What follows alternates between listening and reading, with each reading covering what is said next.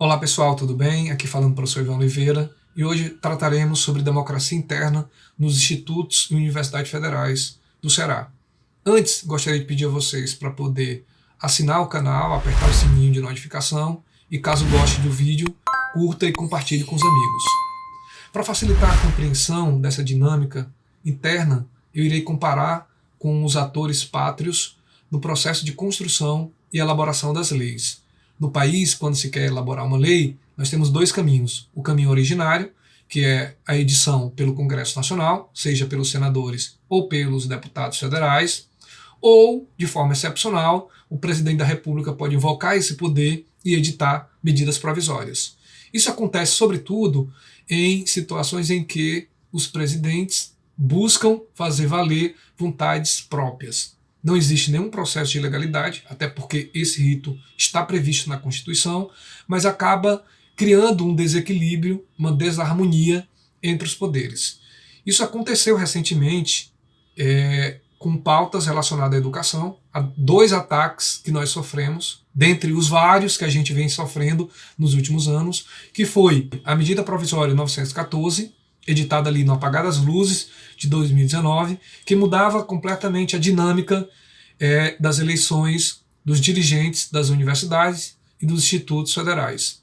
E também a medida provisória 979, que dava poderes ao ministro da Educação e ao presidente da República a indicar reitores pro tempores daquelas instituições federais de ensino que tivessem os mandatos dos seus reitores encerrando aqui no processo de pandemia. Graças a Deus, nenhuma dessas medidas provisórias foram convertidas em leis. Inclusive, a medida provisória 979 não foi nem recepcionada pelo Congresso Nacional e hoje se mantém os mesmos regramentos que foram consignados na lei e que está garantido na Constituição. Eu gostaria de ler de forma expressa para que todos saibam que a nossa autonomia ela não é uma autonomia de boca, não é uma autonomia por uma vontade própria de quem trabalha na educação. Não, ela é uma autonomia garantida pela Constituição. No artigo 207 da Constituição diz: as universidades gozam de autonomia didático-científica, administrativa e de gestão financeira e patrimonial e obedecerão ao princípio da indissociabilidade entre ensino, pesquisa e extensão. Então a nossa autonomia é uma autonomia ampla. Apesar das várias investidas, dos vários ataques que nós temos sofrido, a nossa garantia é uma garantia constitucional, somada à nossa liberdade de cátedra e outras liberdades que são garantidas a qualquer cidadão brasileiro.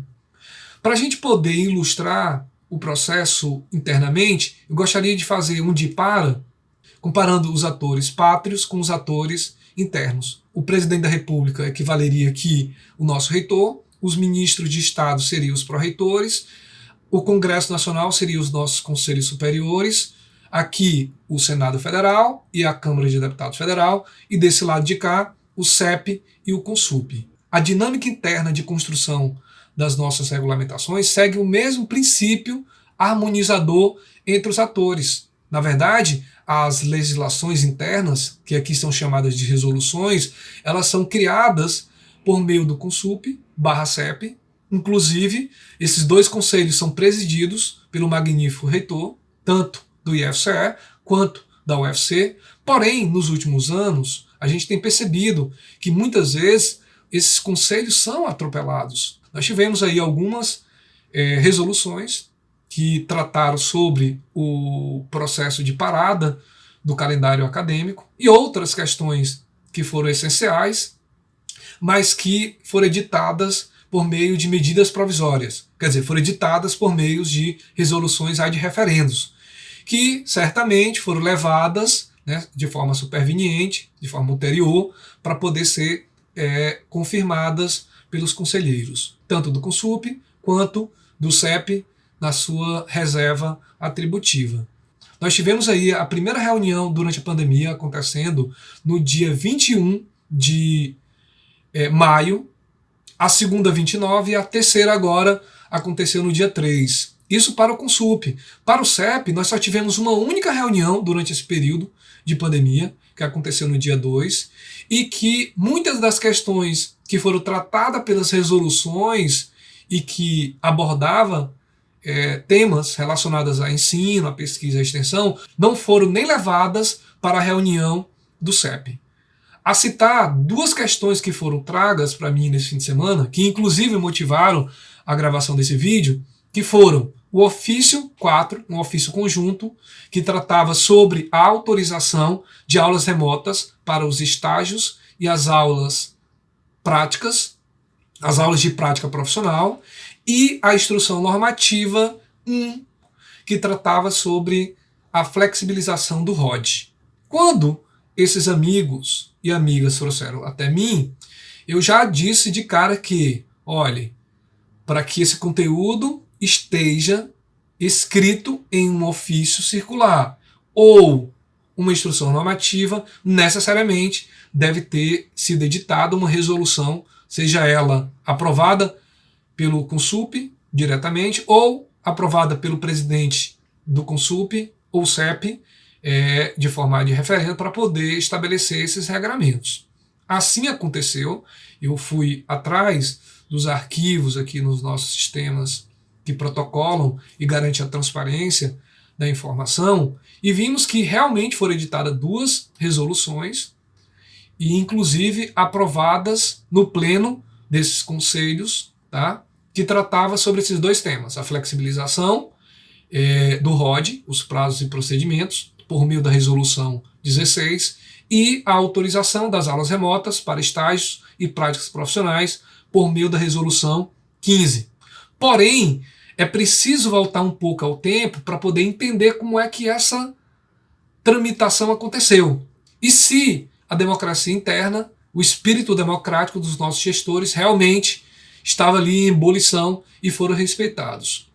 Nós precisamos voltar para o dia 26 de junho, em que a PROEM enviou um ofício para a reitoria requerendo a criação de uma resolução que tratasse sobre a flexibilização dos prazos e procedimentos do ROD. Anexo a esse processo, que eu vou colocar aqui em cima, tinha a minuta da resolução e a minuta da instrução normativa.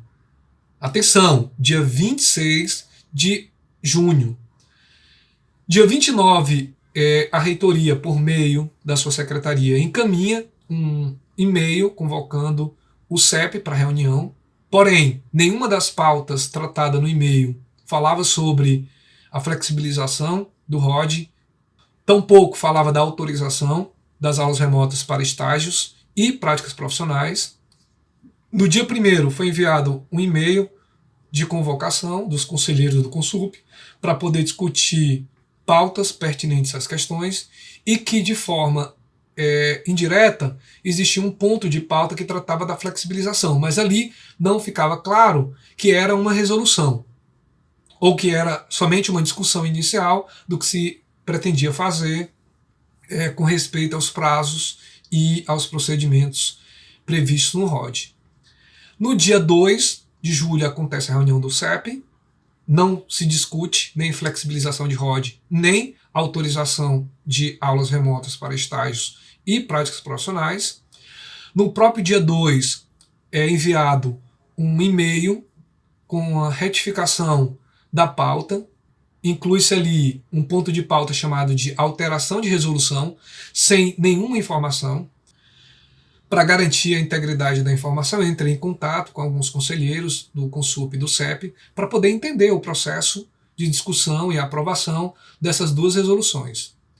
Ambos me relataram que a pauta não foi tratada de forma antecedente, o CEP não teve nenhuma discussão e o Consup, em suas duas convocações, não receberam os anexos que tratavam das minutas da resolução e da instrução normativa, assim como também não foram detalhadas nada com respeito à alteração da resolução 11, que autorizou o ensino remoto para os estágios e para as práticas profissionais.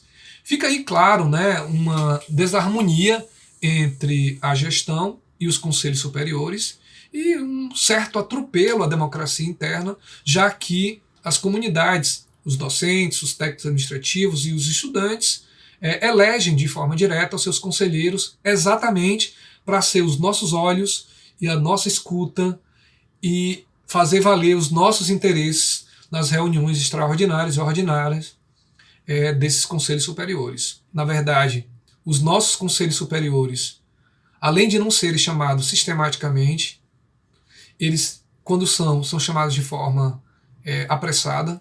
O CEP foi convocado no dia 29 e a reunião aconteceria no dia 2. O CONSUP foi convocado no dia 1º e a reunião aconteceria no dia 3. Como é que esses conselheiros poderiam ler os vários anexos, as centenas de páginas? É impossível praticamente.